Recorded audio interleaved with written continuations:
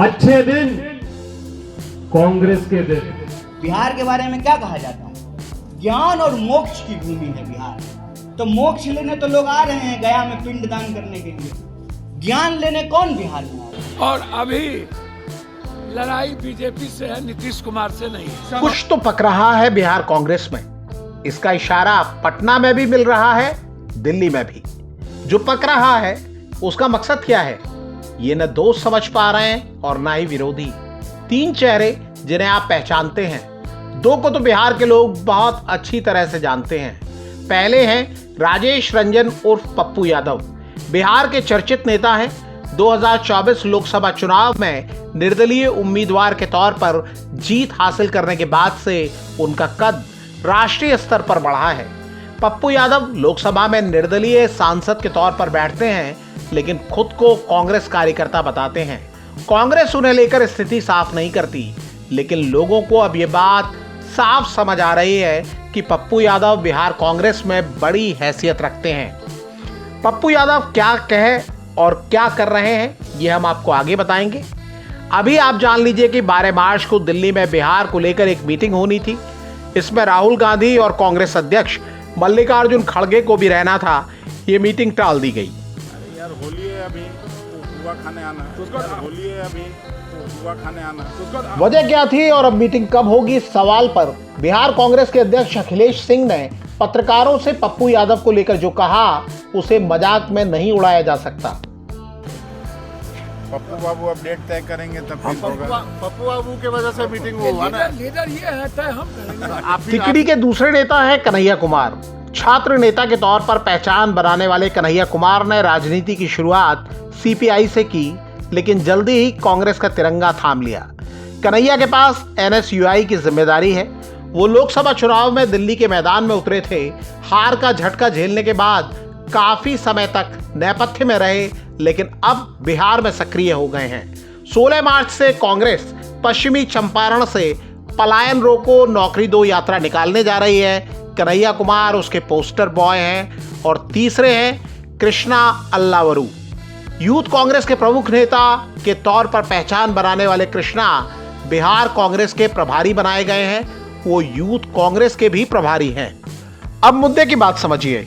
ये तीनों नेता यानी पप्पू यादव, कन्हैया कुमार और कृष्णा अल्लावरू कांग्रेस के पूर्व अध्यक्ष राहुल गांधी के करीबी माने जाते हैं और दावा यह भी किया जा रहा है कि राहुल गांधी ने ही इस तिकड़ी को बिहार में सक्रिय किया है। कई लोग दावा करते हैं कि राहुल गांधी बिहार के पूर्व सीएम और आरजेडी सुप्रीमो लालू यादव से काफी कुछ सीखते रहे हैं। लालू जी मतलब चैंपियन है इस चीज के, तो मैंने देखा मैं भी सीख लेता हूँ थोड़ा। और अब कहा जा रहा है कि राहुल गांधी लालू यादव से सीखे पैतरे उन पर ही आजमाने को तैयार हैं और इसीलिए उन्होंने इस तिकड़ी को मैदान में उतारा है। कहानी जितनी सीधी दिखती है उतनी है नहीं। इस साल यानी 2025 में एक ही बड़ा चुनाव है, बिहार विधानसभा चुनाव।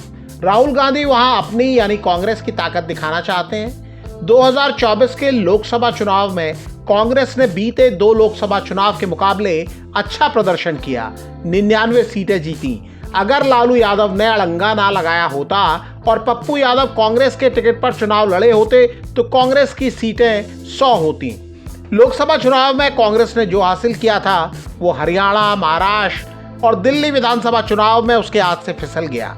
वहीं बीजेपी ने आम चुनाव में जो गंवाया था, जानकारों की राय में उसकी बहुत हद तक भरपाई इन तीनों राज्यों में जीत के जरिए पूरी हो गई। बीजेपी जम्मू कश्मीर और झारखंड में उम्मीद के मुताबिक प्रदर्शन नहीं कर सकी, लेकिन इन दोनों राज्यों में कांग्रेस से भी कोई कमाल नहीं हुआ।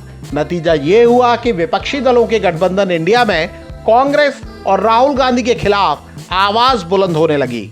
अरविंद केजरीवाल खुलकर बोले। दिल्ली चुनाव में ममता बनर्जी और अखिलेश यादव ने कांग्रेस के बजाय केजरीवाल की आम आदमी पार्टी का साथ दिया। वहीं ममता बनर्जी ने जब इंडिया गठबंधन का नेतृत्व करने की ख्वाहिश जाहिर की तो लालू यादव भी उनके समर्थन में बोलने लगे। पॉलिटिकल भूख जो होती है ना, वो मिटता नहीं है। आरजेडी और कांग्रेस के बीच तालमेल पुराना है। इंडिया गठबंधन जब बना तब लालू यादव ही थे जो राहुल गांधी को दूल्हा बनने की सलाह दे रहे थे। शादी करिए और हम लोग बराती चले, शादी करिए और हम लोग बराती चले। दावा यह भी किया जाता है कि ये सलाह ही थी जिसके बाद नीतीश कुमार ने एनडीए में वापसी के बारे में सोचना शुरू किया। लेकिन वही लालू यादव जब राहुल गांधी के बजाय ममता बनर्जी के नेतृत्व में चलने की बात करने लगे तो इसे बिहार विधानसभा चुनाव के पहले कांग्रेस पर दबाव बनाने की कोशिश के तौर पर देखा गया। बात यहीं खत्म नहीं हुई। आरजेडी के नेताओं ने साल 2020 के विधानसभा चुनाव में कांग्रेस के प्रदर्शन का मुद्दा उठाना शुरू कर दिया। तब कांग्रेस ने 70 सीटों पर चुनाव लड़ा था और सिर्फ 19 सीटें जीती थीं। तब आरजेडी 75 सीटों के साथ राज्य की सबसे बड़ी पार्टी बनी थी। तब बीजेपी ने 74 और जेडीयू ने 43 सीटें जीती थी। ये दावा किया गया कि अगर कांग्रेस का प्रदर्शन खराब ना होता तो बिहार में महागठबंधन की सरकार होती। सबसे ज्यादा वोट प्रतिशत और सीटें रखने वाली आरजेडी के लिए कांग्रेस को कमजोर कड़ी बताया जाने लगा। स्ट्राइक रेट का सवाल उठाते हुए कहा जाने लगा कि कांग्रेस को महागठबंधन में उसकी ताकत के हिसाब से ही सीटें मिलेंगी। इस दौर में बिहार कांग्रेस के अध्यक्ष अखिलेश सिंह आरजेडी के गुणगान में दिखते थे। कई लोगों का आरोप था कि वो कांग्रेस में रहते हुए आरजेडी के लिए बैटिंग करते हैं। लालू यादव जी की पार्टी विश्वस्त सहयोगी रही है कांग्रेस पार्टी की, और हम लोग एक साथ काम करते हैं। इस बीच 14 फरवरी को कृष्णा अल्लावरू को बिहार कांग्रेस का प्रभारी बना दिया गया। तभी अंदाजा नहीं था कि वैलेंटाइन डे के दिन कर्नाटक से जुड़े नेता को बिहार भेजे जाने का फैसला कांग्रेस और आरजेडी के पुराने याराने पर चोट करने जैसा दिखने लगेगा। ये कहा जा रहा है कि कृष्णा अल्लावरू ने बहुत कम समय में अपने अंदाज से कार्यकर्ताओं में एक नई जान फूंकने की कोशिश की है। बिहार में अगर कांग्रेस का झंडा कोई पकड़ता है, मतलब उसने बहुत सारी कठिनाइयां सही। ये दावा भी किया जाता है कि पप्पू यादव और कन्हैया कुमार के पीछे उनका ही समर्थन है, और ये भी कहा जा रहा है कि इनकी सक्रियता से आरजेडी नेतृत्व यानी तेजस्वी यादव नाराज हैं। तो कहा जा रहा है कि आपके और कन्हैया की वजह से जो है लालू यादव और तेजस्वी नाराज हो गए हैं। आरजेडी क्यों नाराज है? ये तिकड़ी ऐसा क्या खेल कर रही है? ये एक एक करके समझते हैं। पहले बात पप्पू यादव की, जिनके बारे में कहा जाता है कि वो व्यस्त रहने की वजह खोजते रहते हैं। बीजेपी को ये चुरकुट, ये दलाल बाबाओं से फुर्सत नहीं है। 2024 लोकसभा चुनाव के बाद वो लालू यादव और तेजस्वी यादव से हिसाब बराबर करने का मौका तलाश रहे हैं। इसके लिए वो न सिर्फ कांग्रेस को लेकर बड़े बड़े दावे कर रहे हैं, बल्कि नीतीश कुमार के लिए भी सॉफ्ट कॉर्नर दिखा रहे हैं। कोई कहते हैं हम मुख्यमंत्री बनाए, कोई ये नहीं कहते हैं कि नीतीश कुमार बड़े पापा बड़े चाचा थे, उन्होंने डिप्टी सीएम का पद दिया और फ्रीडम दिया। कृष्णा अल्लावरू की तरह पप्पू यादव भी कह रहे हैं कि बिहार में कांग्रेस किसी की बी टीम नहीं है। इतना ही नहीं, हाल में राबड़ी देवी और नीतीश कुमार की बहस के मामले में भी उन्होंने आरजेडी के प्रति सम्मान तो दिखाया, लेकिन नीतीश कुमार की आलोचना करने से पूरी तरह परहेज किया। तो नीतीश कुमार की तो दोनों तरफ से गाली सुन ली, मोदी जी से भी एक बार गाली सुन ली कि महिला विरोधी है, अब इनसे भी सुन लेते हैं। और अभी लड़ाई बीजेपी से है, नीतीश कुमार से नहीं है। ये कहा जा रहा है कि कांग्रेस बिहार में अपने पुराने वोट बैंक मुसलमान, दलित और सवर्ण को फिर से अपने साथ लाना चाहती है। बिहार में सवर्णों का समर्थन भले ही बीजेपी के साथ माना जाता हो, लेकिन पप्पू यादव ने हाल में एक इंटरव्यू में दावा किया कि कांग्रेस कार्यकर्ताओं में 70% सवर्ण वर्ग के लोग हैं। इस वोट बैंक पर नजर रखते हुए फरवरी के बाद से पप्पू यादव के साथ जिस दूसरे नेता को आगे बढ़ाया जा रहा है वो है कन्हैया कुमार। भारत जोड़ो यात्रा में राहुल गांधी के साथ हम कदम रहे कन्हैया कुमार पश्चिमी चंपारण से शुरू हो रही पलायन रोको नौकरी दो यात्रा में कार्यकर्ताओं के अगुवा होंगे। ये यात्रा भितेरवा गांधी आश्रम से शुरू हो रही है। ये वही जगह है जहां से महात्मा गांधी ने सत्याग्रह की शुरुआत की थी। इस बीच बिहार के लोगों से, खासकर जो कांग्रेस के लिए सिंपैथी रखते हैं या बीजेपी के पाले में नहीं खड़े हैं, उनसे कन्हैया कुमार और पप्पू यादव का समर्थन करने को कहा जा रहा है। इन दोनों की तुलना आज की तारीख में आरजेडी के सबसे बड़े नेता और लालू यादव के राजनीतिक उत्तराधिकारी तेजस्वी यादव से की जा रही है और तेजस्वी यादव के उनसे कमतर होने का दावा किया जा रहा है। कुछ लोग ऐसे भी हैं जो बिहार कांग्रेस में नेतृत्व बदलने का सवाल भी जोर शोर से उठा रहे हैं। खुद को कांग्रेस कार्यकर्ता बताने वाले कुछ लोग सोशल मीडिया पर बिहार कांग्रेस के मौजूदा अध्यक्ष अखिलेश सिंह को भी निशाने पर ले रहे हैं। अखिलेश सिंह को लेकर यह दावा किया जाता है कि वो लालू यादव के परिवार के करीबी हैं। उन पर आरोप लगाया जाता है कि वो कांग्रेस पार्टी के हितों को ताक पर रखकर लालू और तेजस्वी यादव की पार्टी आरजेडी को फायदा पहुंचाते हैं। जब पप्पू यादव ने 2024 लोकसभा चुनाव के पहले अपनी पार्टी के कांग्रेस में विलय का ऐलान किया, उस समय को लेकर दावा किया जाता है कि अखिलेश सिंह ने कोई ऐसी सक्रिय कोशिश नहीं की जिससे पप्पू यादव कांग्रेस के अधिकृत उम्मीदवार घोषित हो सकें। लालू यादव ने पप्पू यादव को महागठबंधन उम्मीदवार नहीं बनने दिया और तेजस्वी यादव उन्हें हराने के लिए पूरी जान झोंकते दिखाई दिए।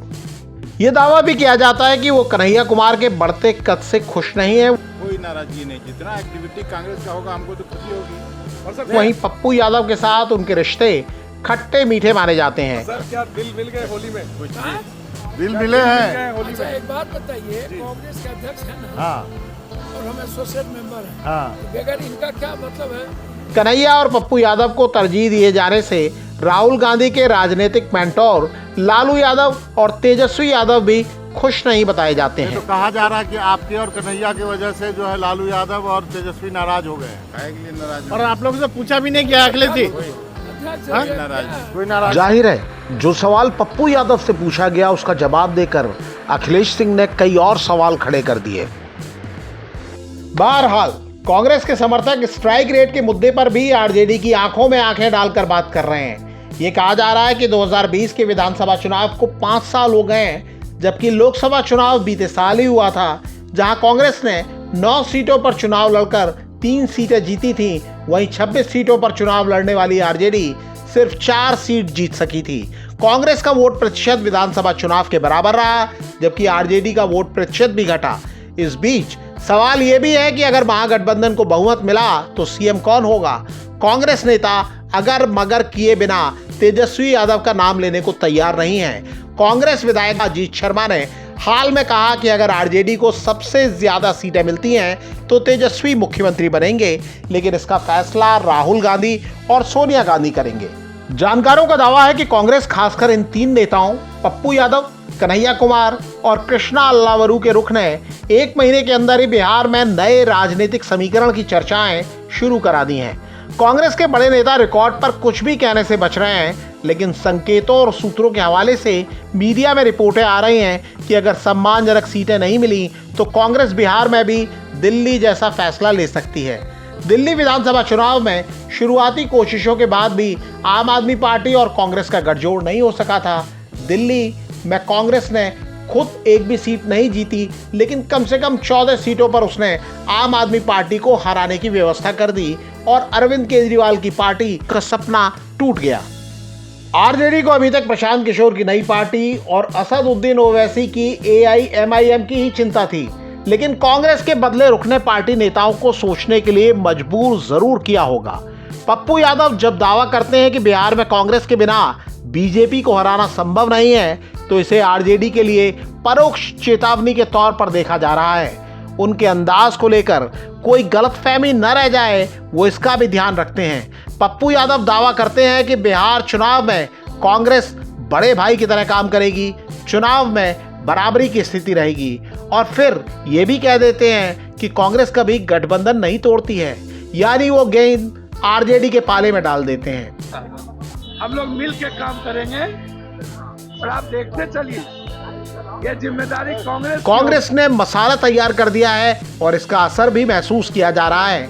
बिहार में अचानक से ही कांग्रेस के बारे में चर्चाएं तेज हो गई हैं। बहुत से लोग समझ चुके हैं और जो लोग अब भी संकेतों को नहीं पढ़ पा रहे हैं, उनके सामने भी आने वाले दिनों में साफ हो जाएगा कि बिहार कांग्रेस में क्या पक रहा है और ये किसका स्वाद बढ़ाएगा और किसका स्वाद बिगाड़ेगा। अगर आप भी बिहार के बदलते राजनीतिक घटनाक्रम पर कुछ कहना चाहते हैं तो कमेंट करके बता सकते हैं। ये वीडियो आपको कैसा लगा आप ये बताएंगे तो हमें अच्छा लगेगा। वीडियो देखने के लिए आपका आभार।